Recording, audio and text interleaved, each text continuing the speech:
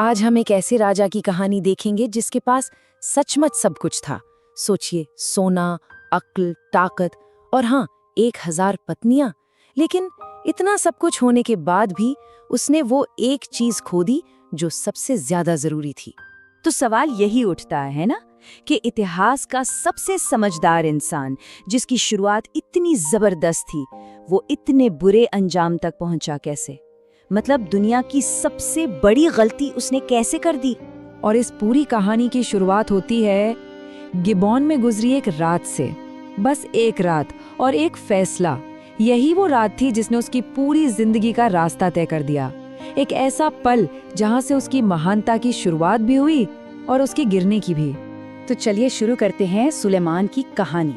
उसकी कहानी की शुरुआत किसी दौलत या ताकत से नहीं होती, बल्कि एक बहुत ही खास तोहफे से होती है जो उसे ऊपर वाले से मिला था।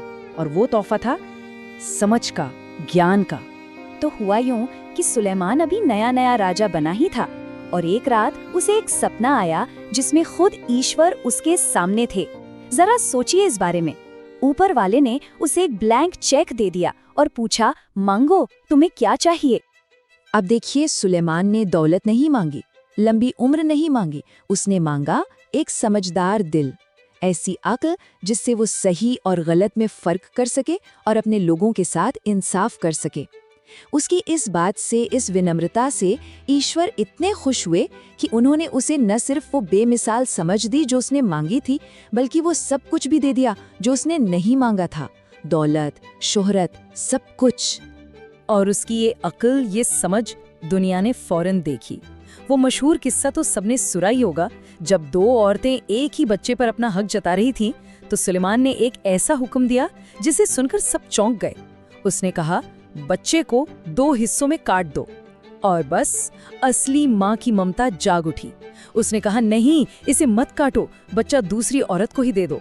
और इसी पल में सुलेमान ने सच पहचान लिया। ये दुनिया के सामने उसकी जबरदस्त समझ का पहला सबूत था।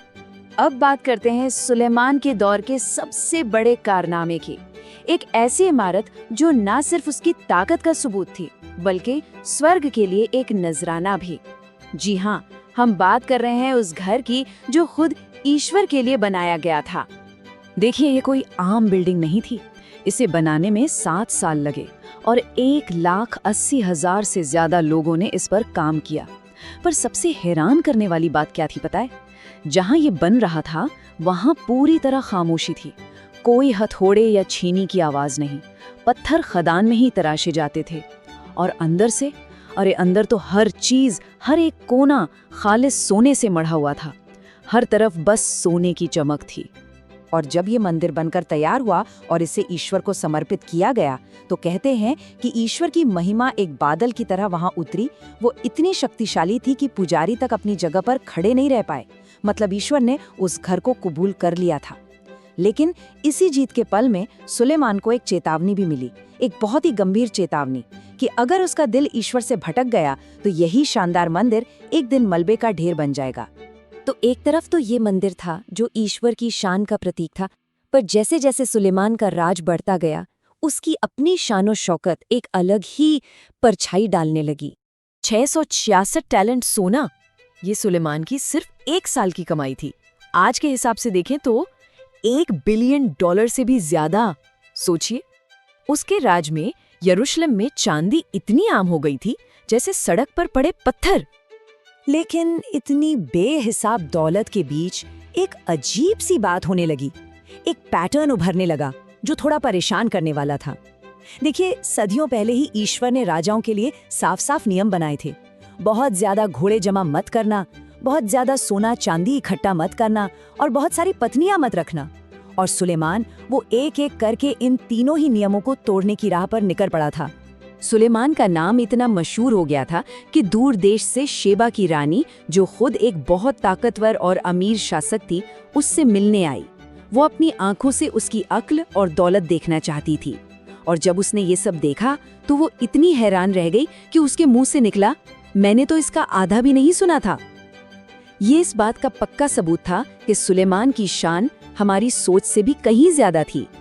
और यहीं से, ठीक यहीं से, जब वो अपनी ताकत के सबसे ऊंचे मकाम पर था, हमें उसके गिरने की वजह नजर आने लगती है। और विडंबना देखिए, जो चीज उसकी सबसे बड़ी सियासी ताकत थी, वही उसकी सबसे बड़ी रूहानी कमजोरी बन गई। 1000 ये थी सुलेमान की पत्नियों और उपपत्नियों की गिनती। 700 रानियां, 300 उपपत्नियां। आप सोच रहे होंगे क्यों? देखिए, हर शादी एक पॉलिटिकल डील थी, एक शांति समझौता जो कागज पर नहीं बल्कि शादी के बंधन से पक्का होता था।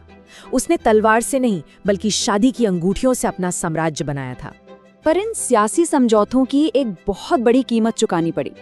हर विदेशी पत्नी अपने साथ सिर्फ अमन का पैगाम नहीं लाई, वो अपने साथ अपने देवी देवताओं को भी ले आई। मिस्र से, मुआब से, सिदोन से।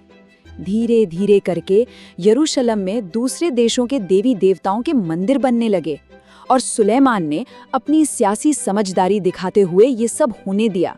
और अब कहानी उस मोड़ पर आती है जहां दिल टूट जाता है। सोचिए, जिन हाथों ने कभी ईश्वर की शान में एक शानदार घर बनाया था, वही हाथ अब उन देवी देवताओं के लिए पूजा की जगह बनाने लगे जो ईश्वर के खिलाफ थे। जरा इस मंजर को देखिए।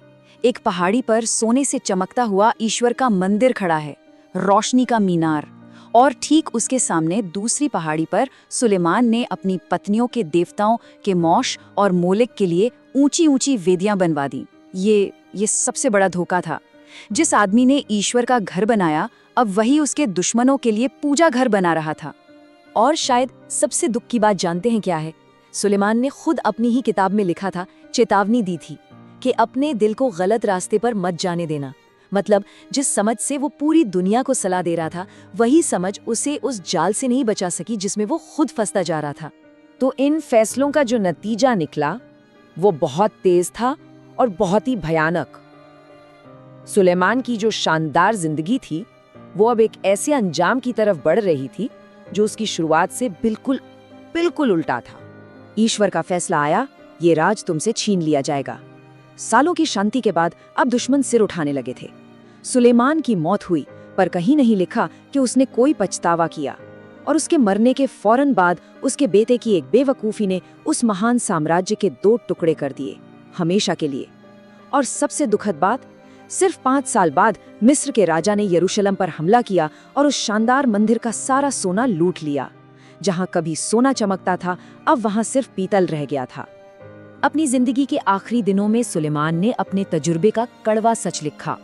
उसने कहा, सब कुछ बेकार है, सब कुछ हवा को पकड़ने जैसा है, इस दुनिया में कुछ भी पाने का कोई फायदा नहीं हुआ।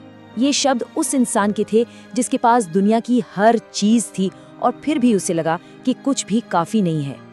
तो सुलेमान की कहानी से एक बहुत गहरा सबक मिलता है, जो शायद इतिहास के सबसे अक्लमंद इंसान ने सबसे मुश्किल तरीके से सीखा।